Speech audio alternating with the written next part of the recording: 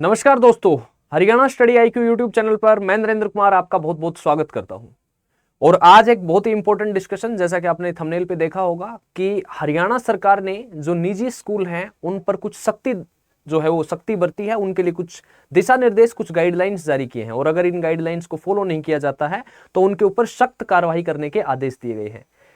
Basically बात क्या है कि अगर हम हरियाणा प्रदेश की बात करते हैं तो पहले इसके बैकग्राउंड को जानते हैं। अगर हरियाणा प्रदेश की बात करते हैं तो हरियाणा प्रदेश खेलों के साथ साथ शिक्षा का जो क्षेत्र है, उस शिक्षा के क्षेत्र में भी हरियाणा के विद्यार्थी जो हैं, वो चाहे कोई भी क्षेत्र हो, चाहे वो मेडिकल लाइन हो, चाहे वो इंजीनियरिंग हो, या फिर और चाहे फौज में, एनडीए में, सीडीएस में, या फिर अगर हम यूपीएससी की बात कर लें तो आईएएस में, जहां कहीं भी हरियाणा के जो युवा हैं, हरियाणा का जो युवा है वो हर जगह अपना जो कर्तव्य है, अपनी जो प्रतिभा है, उस प्रतिभा को दिखा रहा है। और हरियाणा में शिक्षा व्यवस्था की अगर आप बात करते हैं तो हरियाणा एक शिक्षित प्रदेश है, यानी कि यहां पर अच्छी खासी शिक्षा व्यवस्थाएं उपलब्ध है। लेकिन अभी क्या है कि जो निजी स्कूल हैं, वो निजी स्कूल बहुत सी चीजें हैं जिन पर अपनी मनमानी करते हैं। पिछले दिनों आपने देखा होगा, पिछले साल, कि एक निजी स्कूल की जो बस थी, निजी स्कूल की बस थी, उस निजी स्कूल की बस ने, उसके जो ड्राइवर थे उसने नशे में, और उस निजी स्कूल की बस में कुछ बच्चे थे, उसमें कुछ बच्चे भी मारे गए और कुछ और जो नुकसान था वो आर्थिक नुकसान भी हुआ। और आर्थिक नुकसान की जगह अगर हम देखें कि जिन बच्चों की जान चली गई, जो बच्चे घायल हो गए, जो बच्चे अपाहिज हो गए, उनका हर्जाना किस तरीके से पूरा किया जाएगा। और उस दिन छुट्टी थी, सरकारी तौर पर उस दिन छुट्टी थी और अवकाश के दिन सरकारी जो निजी स्कूल थे वो निजी स्कूल खोले गए और उस दिन ये कार्यवाही हुई। जब वो कार्यवाही हुई, उस कार्यवाही के होने के बाद हरियाणा सरकार ने आदेश दिया कि जिस दिन सरकारी अवकाश होता है उस दिन सभी निजी स्कूल अपने स्कूलों को बंद रखेंगे। अदरवाइज उससे पहले जो भी सरकारी छुट्टियां होती थी तो निजी स्कूल उस दिन खोले जाते थे। उस दिन के बाद जितने भी निजी स्कूल थे उन निजी स्कूलों पर यह कार्रवाई की गई। लेकिन हमारी सबसे बड़ी समस्या यह है कि हम कार्यवाही तब करते हैं जब कोई दुर्घटना हो जाती है। हम ऐसा क्यों नहीं सोचते कि जिस समय दुर्घटना हो रही होती है, जिस समय दुर्घटना होती है, अगर हम उससे पहले थोड़े से मेजर्स ले लें, अगर हम उससे थोड़ा सा पहले सोच लें तो उस दुर्घटना को रोका जा सकता है, उसका बचाव किया जा सकता है। तो इसलिए हमें क्या करना है, इसलिए हमारी जो सरकार है, हरियाणा सरकार है, उस हरियाणा सरकार ने अभी जो निजी स्कूल थे उन निजी स्कूलों के बारे में कुछ दिशा निर्देशन जारी किए हैं। जो दिशा निर्देशन कुछ इस प्रकार से हैं। चलिए ये बात करते हैं। तो अगर हम बात करते हैं तो हरियाणा के प्राइवेट स्कूलों पर सरकार ने सख्ती बरती है और कुछ 6 दिशा निर्देशन जो है वो जारी किए हैं। और अगर ये 6 दिशा निर्देशन ये निजी स्कूल पूरा नहीं करते हैं तो जो पेरेंट्स हैं वो पेरेंट्स भी क्या कर सकते हैं, कंप्लेन कर सकते हैं। आइए जानते हैं क्या क्या दिशा निर्देशन है। ये जो खबर है, इस खबर में कहा गया कि हरियाणा सरकार ने निजी स्कूलों की मनमानी रोकने के लिए एक एडवाइजरी जारी की है। इसमें कहा गया है कि स्कूल पेरेंट्स पर प्राइवेट पब्लिशर्स की महंगी किताबें खरीदने का दबाव न बनाए, स्कूल बैग के वजन के नियम को सख्ती से लागू किया जाए और इसके अलावा हर साल यूनिफॉर्म बदलने समेत 6 दिशा निर्देशन जारी किए हैं। ये क्या निर्देशन है, इनके बारे में हम डिटेल में पढ़ेंगे। और सभी जिला शिक्षा अधिकारियों को, अब यहां पर बात आती है कि जितने भी जिला शिक्षा अधिकारी हैं, डिस्ट्रिक्ट एजुकेशन ऑफिसर हैं, डीओ जिसको कहा जाता है, जिला शिक्षा अधिकारियों को इस संबंध में पत्र जारी कर निजी स्कूलों को गाइडलाइंस की जारी जानकारी देने को कहा गया है कि जो डीओ है वो क्या करेंगे, जितने भी प्राइवेट स्कूल हैं, जितने भी निजी स्कूल हैं, वहां पर ये गाइडलाइंस भेज देंगे। स्कूल अगर नियमों का पालन नहीं करते हैं तो पेरेंट्स शिकायत दर्ज करा सकेंगे, और अगर स्कूल इन नियमों का फॉलो नहीं करता है यहां पर तो जो पेरेंट्स होंगे वो शिकायत दर्ज करा सकेंगे।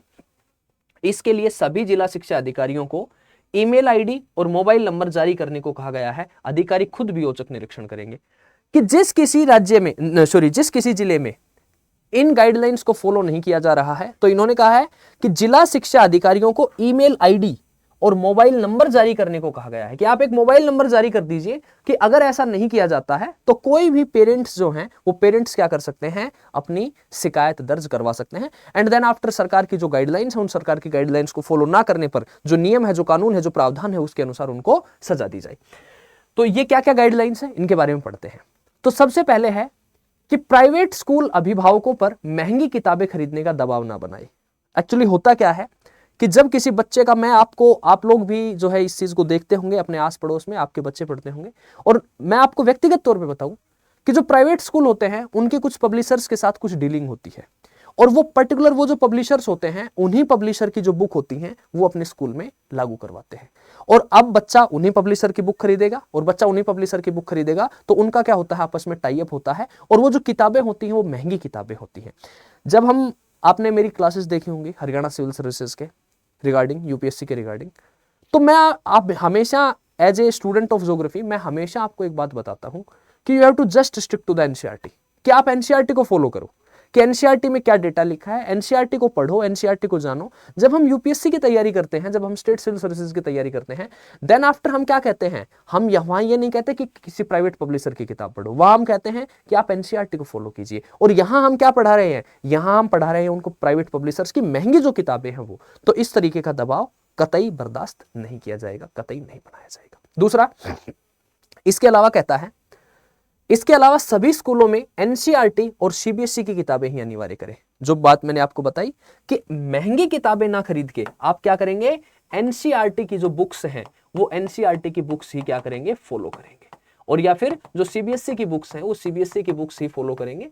बेसिकली जो आधार है, जो बेसिकली हमारा एजुकेशन सिस्टम है, अगर हम हमारे एजुकेशन सिस्टम की बात करें तो एक एनसीईआरटी को जब डिजाइन किया जाता है, एक एनसीईआरटी को जब बनाया जाता है तो उस समय कोई एक इंटेलेक्चुअल नहीं होता है। अगर ज्योग्राफी की एनसीईआरटी बनाई जा रही है तो वहां पर ज्योग्राफी के जो सारे इंटेलेक्चुअल्स होते हैं वो बैठते हैं, वो देखते हैं कि एक 6th क्लास का जो बच्चा होगा उसका मेंटल लेवल क्या होगा, उस 6th क्लास के बच्चे के मेंटल लेवल के अकॉर्डिंग 6th क्लास की एनसीईआरटी तैयार की जाती है। और वहां पर ज्योग्राफी के जितने भी जो भी इंटेलेक्चुअल्स होते हैं, जो जाने माने व्यक्ति होते हैं वो बैठते हैं। इसी तरह इतिहास के जो जाने माने व्यक्ति होते हैं वो इतिहास के लिए बैठते हैं, पॉलिटी के लिए जो जाने माने व्यक्ति होते हैं वो बैठते हैं। और तब एनसीईआरटी तैयार की जाती है। क्योंकि एनसीईआरटी बेसिकली हम यूपीएससी की प्रिपरेशन में भी पढ़ते हैं, बट एनसीईआरटी डिजाइन किसके लिए की गई थी, एनसीईआरटी डिजाइन की गई है उन बच्चों के लिए जो 6th 7th 8th 9th 10th class में आ रहे हैं। आपने देखा होगा जो 6th में यूज होती है जो चीजें वो 8th में दोबारा आ जाती है, 10th में दोबारा आ जाती है, कि उसका लेवल उस समय इतना पढ़ने का था, अब उसका लेवल इतना हो गया, अब उसका मेंटल लेवल इतना हो गया बच्चे का। प्रदेश के सभी स्कूलों में हर बार स्कूल की यूनिफॉर्म में बदलाव ना किया जाए, यह अनुचित व्यापारिक गतिविधि है। क्या है, व्यापारिक गतिविधि है। स्कूल को बिजनेस ना बनाया जाए, स्कूल को बिजनेस ना बनाया जाए कि हर साल आप यूनिफॉर्म चेंज कर देते हैं।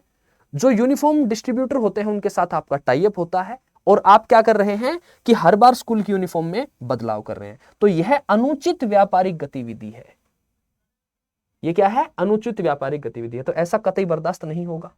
ओके, अगला क्या कहता है, अगला कहता है बच्चों के अभिभावकों को एक निश्चित दुकान से हर साल नई किताबें खरीदने के लिए मजबूर ना करें, बल्कि पुरानी किताबों को ही बढ़ावा दें। कि बता देता है, मैं व्यक्तिगत तौर पे आपको बता रहा हूं, जब बच्चे का एडमिशन करवाने जाया जाता है तो या तो स्कूल वहां पे बुक सेट रखे होते हैं, वो स्कूल बुक सेट प्रोवाइड करवा देता है। अदरवाइज अभिभावक पूछता है कि किताबें कहां से परचेज करनी है तो वो बता देंगे कि so and so book depot है, फला एंड फला बुक डिपो पे आप चले जाइए, उस बुक डिपो पे आप जाके हमारे स्कूल का नाम बता दीजिए। और जब आप बुक डिपो पे जाते हैं तो बुक डिपो वाला पूछता है आपसे, आपका बच्चा किस स्कूल में है, आप बताते हैं कि मेरा बच्चा फला स्कूल में है। वो आपसे पूछता नहीं है, उसको पता होता है वो आपको सेट किस क्लास में है, 8th क्लास में है, वो 8th क्लास का उस स्कूल का सेट निकाल के आपके सामने रख देता है। क्या मतलब, आप खुद सोचिए क्या है कि उसको पता है कि उस स्कूल में क्या पढ़ाया जा रहा है, या फिर हम बताएंगे जाके कि हमारे बच्चे को जो स्कूल है वो स्कूल एक पर्टिकुलरली एनसीईआरटी या सीबीएसई की बुक्स हैं, वो बुक्स क्या करेगा, वो अप्लाई करेगा एंड देन आफ्टर उसको पढ़ाया जाएगा। विभाग ने स्कूलों को स्कूल में ही पानी की व्यवस्था करने को कहा है और बच्चों को घर से पानी की बोतल लाने के लिए मजबूर न करने के दिशा निर्देशन दिए हैं। आफ्टर कोविड इस चीज को थोड़ा सा और ज्यादा बढ़ावा दिया गया कि हर बच्चा अपनी पानी की बोतल लेके आएगा, और हर बच्चा अपनी पानी की बोतल लेके आता है।